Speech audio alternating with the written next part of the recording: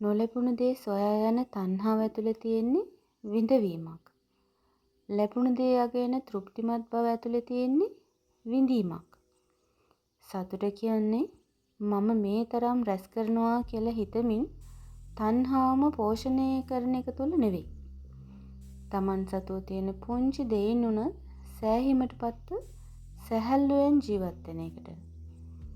නැති දේ ගැන ලත වෙන්නේ නැති තියෙන දේ ගැන තෘප්තිමත් වෙන සිතක් තියෙනවා නම් තණ්හාවේ දැවිල්ලෙන් නිදහස් වෙලා ඔබට පුළුවන් සැහැල්ලුවෙන් ජීවත් වෙන්න. එවිට සතුටු වෙන්න බොහෝ දේවල් ඕන වෙන්නේ නැහැ. පුංචිම පුංචි දේවල් වලින් පවා ඔබට ජීවිතේ විඳින්න පුළුවන්.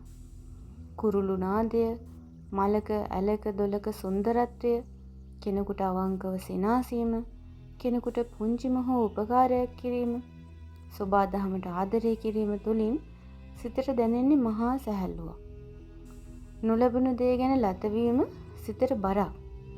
සිතේ ඇති තණ්හාව සහ දැඩි බැඳීම් ටිකෙන් ටික අතහරින්න.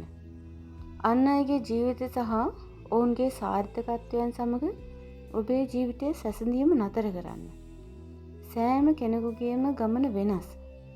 ඔබේ ජීවිතයේ සරල බව තුළ ඇති සුන්දරත්වය හඳුනගන්න.